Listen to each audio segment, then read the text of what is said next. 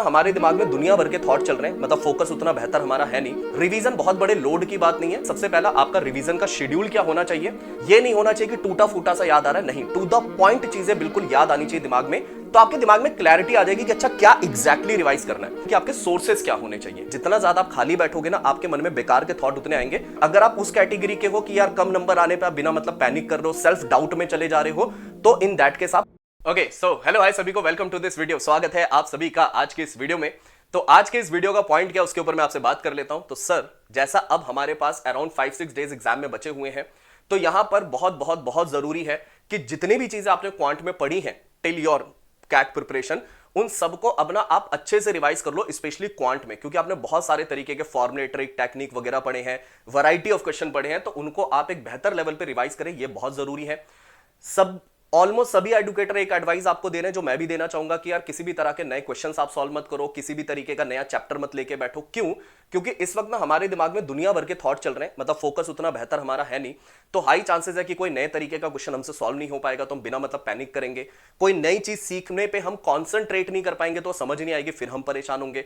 तो बेटर है जितना आप पढ़ चुके हैं उसको रिवाइज करें, और आने वाले ना 5-6 डेज ना आपको अपने आप को रिवीजन में थोड़ा सा बिजी रखो यार। उससे क्या होगा कि आप बिना मतलब खाली नहीं बैठोगे, क्योंकि जितना ज्यादा आप खाली बैठोगे ना, आपके मन में बेकार के थॉट उतने आएंगे।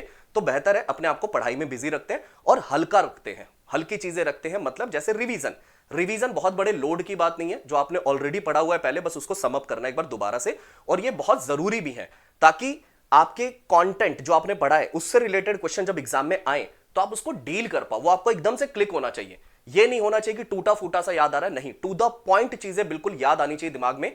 तो उसके लिए इस वक्त रिवीजन बहुत जरूरी है, चाहे मल्टीपल रिवीजन करने पड़े, करो उसे, क्योंकि वहां पर क्लिक होना बहुत जरूरी है कि यार ये क्वेश्चन सॉल्व कैसे होगा। अब यहां पर ये वीडियो जो है वो प्योरली रिवीजन से रिलेटेड है। अब रिवीजन में ना मेरे 2-4 अपनी तरफ से आपके लिए कुछ सजेशन होंगे, तो वो मैं आपको देना चाहूंगा, जिसकी वजह से मुझे लगता है आप अपना रिवीजन और बेहतर कर सकते हो। तो 2 चीजों पे बात करेंगे। सबसे पहला, आपका रिवीजन का शेड्यूल क्या होना चाहिए। मतलब कहने का सर कि आप जब क्वांट को रिवाइज कर रहे हैं तो आपको पहले क्या रिवीजन करना चाहिए, उसके बाद क्या करना चाहिए, उसके पीछे का लॉजिक भी मैं आपको एक्सप्लेन करूंगा। एंड दूसरा सबसे इंपॉर्टेंट कि आपके सोर्सेस क्या होने चाहिए, क्योंकि यहां पर बच्चा बड़ा परेशान रहता है। तो सबसे पहले काम करते हैं, शेड्यूल के ऊपर बाद में आएंगे। ये शेड्यूल मैंने ऐसा क्यों रखा है, थोड़ा लॉजिक के साथ मैं आपको समझाऊंगा, बट यहां पर बात करते हैं आपके सोर्सेस क्या होने चाहिए। तो सबसे इंपॉर्टेंट सोर्स, मैं कहूंगा सबसे मेन सोर्स जो है ना आपका, वो है आपके क्लास के नोट्स। ठीक है। अब यहां पर यार बाकी बच्चे ध्यान रखना, जब मैं कोई चीज एग्जाम्पल के तौर पे बोलूंगा तो मैं उस हिसाब से बोलूंगा जिस हिसाब से मैंने पढ़ा रखा है, क्योंकि ऑब्वियसली बात है यार, मुझे वहीं ज्यादा बेहतर पता है। बाकी कौन से टीचर एग्जैक्टली क्या क्या पढ़ा है उतना डिटेलिंग में मुझे नहीं पता होगा, तो मैं एग्जाम्पल जब दे रहा हूं तो जो मैंने पढ़ा है उसके ऊपर एग्जाम्पल दूंगा। तो यहां पर जो भी बच्चे मेरे से पूरा का पूरा कंप्लीट क्वांट पढ़ के बैठे हुए हैं, तो आपको पता है कि यार मैंने जितने भी variety of trick, technique, concept, shortcut है, सब कुछ करा रखे हैं। क्वेश्चंस भी देखोगे तो सारे वैरायटी के क्वेश्चन है, वो भी एक स्ट्रक्चर्ड फॉर्म में है। तो इसलिए ना आपके क्लास के नोट्स अनडाउटेडली बहुत ज्यादा इंपॉर्टेंट है। तो बेहतर होगा कि आप उनको रिवाइज करें। मतलब सारी चीजें आपके टिप्स पे होनी चाहिए, चाहे लॉग के जितने भी फॉर्मुले वो सब आपके टिप्स पे होने चाहिए। तो यहां पर ये ध्यान रखना है, जैसे फॉर एग्जांपल जब आप अपने क्लास के नोट्स को रिवाइज कर रहे हो तो सारी की सारी चीजें ना आपके टिप्स पे होनी चाहिए, चाहे वो लॉग से रिलेटेड जितनी भी प्रॉपर्टी है, कुछ यूनिक से क्वेश्चन मैंने करा रखे हैं वो सब आपके क्लियर होने चाहिए। क्वाड्रेटिक रिलेटेड सारी प्रॉपर्टीज टिप्स पे होनी चाहिए। अगर मैं मॉडुलस की बात करूं तो मैंने अलग अलग मॉडुलस फंक्शन जो आते हैं इन टर्म्स ऑफ ग्राफ, ठीक है, कि इसका ग्राफ कैसे बनता है, इसमें नंबर ऑफ इंटीग्रल सॉल्यूशन कैसे निकालते हैं, वो सब मैंने आपको करवा रखा है। तो वो सब आप अपने टिप्स पे करें, चाहे ज्योमेट्री के फॉर्मूला है, जितनी भी चीजें हैं। ठीक है। तो क्लास नोट्स अनडाउटेडली इंपॉर्टेंट है, ये आपकी मेन प्रायोरिटी है। फिर उसके बाद इसी तरीके से बाकी बच्चों ने भी जहां से पढ़ा है, आपके टीचर्स ने भी पूरा complete in depth her variety of shortcut, trick, technique, question सब कराया होगा। तो उनको ढंग से पूरा का पूरा आप लोग रिवाइज कर लो। एंड अगर आपको लगता है कि इसके बाद आपके पास टाइम बच रहा है, तो इन दैट केस आप क्या करना, पीवाईक्यूज कर लो, या फिर लास्ट 5-7 मॉक्स अपने जो है वो कर लो। राइट, फुल लेंथ हो चाहे सेक्शनल हो। अब मैं कहना क्या चाह रहा हूं वो बताता हूं। जैसे एग्जांपल के लिए आज आपने सोचा कि यार मैं अलजेब्रा के 4-5 चैप्टर रिवाइज करूंगा। अब आपका रिवीजन बहुत जल्दी हो गया, क्यों? क्योंकि आपने इससे पहले भी अपने क्वांट्स के नोट्स को मल्टीपल टाइम रिवाइज किया हुआ है। तो आपको लगता है कि यार मैं तो 1-1.5 घंटे के अंदर अंदर ही 4-5 चैप्टर रिवाइज कर गया। अब आपका मन है कि यार थोड़े से क्वेश्चंस देख लेता हूं मैं, तो इन दैट केस आप ये कर सकते हो कि आप उसके पीवाईक्यूज कर लो। अगर आपको लगता है सर मैंने पीवाईक्यूज तो कर रखे हैं, तो जो भी लास्ट 5-7 मॉक्स आपने दिए थे, उन लास्ट 5-7 मॉक्स में जो आज आपने 4-5 चैप्टर रिवाइज किए, उसके जितने क्वेश्चन थे उनको एक बार दोबारा सॉल्व कर लो। ध्यान रखो अगर टाइम बचता है तो, अदरवाइज क्लास नोट्स। ठीक है।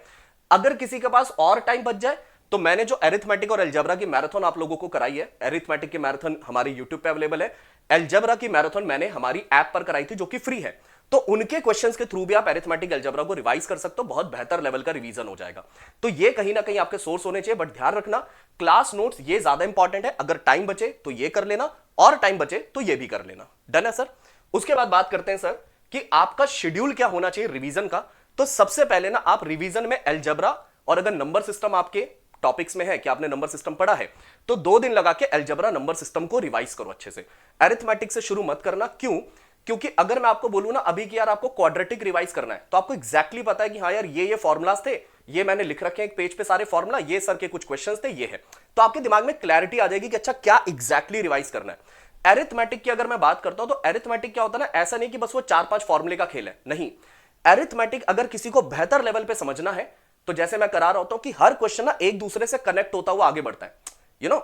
कि अगर आपका ये a+b+ab/100 है, जैसे सक्सेसिव है, तो भाई कुछ क्वेश्चन 100 मान के, अच्छा 100 कब नहीं मानेंगे, फ्रैक्शन कब लगाना है, अच्छा फॉर्मूला कब लगाना है, तो फॉर्मूले में हिट एंड ट्रायल वाली चीज कब आती है, तो कब हिट एंड ट्रायल वैलिड नहीं, ये सब मैंने एक स्ट्रक्चर्ड वे में सारे क्वेश्चन करा रखे हैं। तो वो आप क्वेश्चंस के थ्रू ही कहीं ना कहीं अरिथमेटिक को रिवाइज कर सकते हो।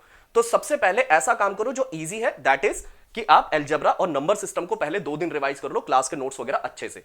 टाइम बचे तो पीवाईक्यू कर रखे, तो लास्ट 5-7 मॉक्स डन है। एंड उसके बाद 1 दिन लगा के ज्योमेट्री और मॉडर्न मैथ्स को रिवाइज कर लेना, क्योंकि ये भी काफी क्लियर कट होता है कि भाई ज्योमेट्री के आपके सारे फॉर्मूले लिखे हुए हैं, वो सारे फॉर्मूले कर लो। मॉडर्न मैथ्स भी आप इसी 1 दिन में ही रिवाइज करना, ज्यादा मत खींचना। एंड लास्ट के 2 दिन में देन आप अपना अरिथमेटिक उठा करके रिवाइज करना। तो ये कहीं ना कहीं आपका शेड्यूल होना चाहिए। तो ये मुझे आपको बताना था इस वीडियो के थ्रू कि आपको जो रिवीजन करना है उसके सोर्सेज और उसका शेड्यूल कहीं ना कहीं 5 दिन में अगर रिवाइज करना है तो कैसे करना है। अच्छा, एक बात मैं जाते आते कहना चाहूंगा, यहां पर मॉक रिलेटेड काफी बच्चों के क्वेश्चन है कि सर हमें लास्ट के वीक में मॉक देने चाहिए या नहीं देने चाहिए। तो आप इसमें 2 बातें समझना सर।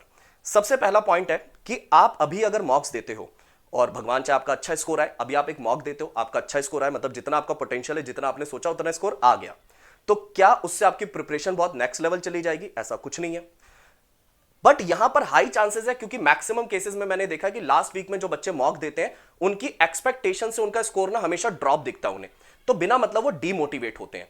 तो इस एंगल पे तो खैर मुझे लगता है कि यार आप मॉक दो या ना दो फर्क नहीं पड़ता, मॉक देने से कोई बेनिफिट तो नहीं है, बट हाँ कहीं कम स्कोर आए तो बिना मतलब डीमोटिवेट हो गया नहीं, नुकसान है। बट एक पॉइंट ये भी निकल के आ जाता है कि सर आप लोग हमें कहते हो कि यार जो हमारा स्लॉट आया उस स्लॉट पे मॉक दे दो एक आधा, है ना, ताकि आदत बने। तो अगर मैं मॉक ही नहीं दूंगा तो वो वाली एडवाइस जो आप लोग देते हो कि यार उस पर्टिकुलर टाइम स्लॉट पे एक मॉक दो, तो यहां पर ये ध्यान रखना, अगर आप इस रियलिटी को एक्सेप्ट करते हो कि हाँ यार लास्ट 1 वीक में चांसेस हाई होते हैं कि बच्चों के स्कोर ड्रॉप होते हैं और मुझे वहां पे पैनिक नहीं करना है, अगर आप इस रियलिटी को एक्सेप्ट करते हो तो फिर लास्ट के वीक में आप कोई 1-2 मॉक जो आपका स्लॉट है उस टाइम पे दे देना, राइट। बट अगर आप उस कैटेगरी के हो कि यार कम नंबर आने पे आप बिना मतलब पैनिक कर रहे हो, सेल्फ डाउट में चले जा रहे हो, तो इन दैट केस आप मत दो वो मॉक, ठीक है। तो ये मेरा सजेशन होगा आपको। तो इन दैट केस आप क्या करना, अगर आपका मॉर्निंग 8:30 का स्लॉट है तो 8:30 पढ़ने बैठ जाओ। अगर आपका नहीं है चलो मैं मॉक नहीं दूंगा, बिना मतलब कम नंबर आएंगे मैं पैनिक करूंगा, तो बेटर है कि 8:30 एटलीस्ट पढ़ने बैठ जाओ कि हाँ यार उस टाइम पे मैं 2 घंटा नॉन स्टॉप सॉल्विंग करूंगा, चाहे LRDA के सेट सॉल्व कर लूंगा, VRC का कुछ RC वगैरह सॉल्व कर लूंगा, क्वांट का कुछ रिवीजन कर लूंगा। तो उस पर्टिकुलर 2 आवर्स में टाइमर लगा के नॉन स्टॉप पढ़ाई करो, तो उससे भी एक सिटिंग हैबिट आपकी बन जाएगी। तो इसको आप सभी बच्चे ध्यान रखना। बस यही था मेरी तरफ से, तो ये थी वीडियो। बाकी आपके लिए क्वांट की एक बहुत इंपॉर्टेंट वीडियो है यार, जो मैं जहां तक है वेडनेसडे को हमारे इस चैनल पे अपलोड होगी, तो उसे जरूर देखना। बहुत कुछ आपको उस वीडियो के बाद जो है क्लैरिटी मिलेगी, जो अनडाउटेडली आपको एग्जाम में हेल्प करेगी। बाकी उस वीडियो में मिलेंगे। अभी के लिए इतना ही है, ध्यान रखें अपना, ऐसे पढ़ते रहें और सब बढ़िया चल रहा है, ध्यान रखना। अच्छी पढ़ाई की, जितना बेस्ट हो सकता था किया है, अब बस आराम से शांति से रिवीजन पे फोकस करते हैं, ठीक है। बाकी ध्यान रखना। Till then take care, bye bye, take care.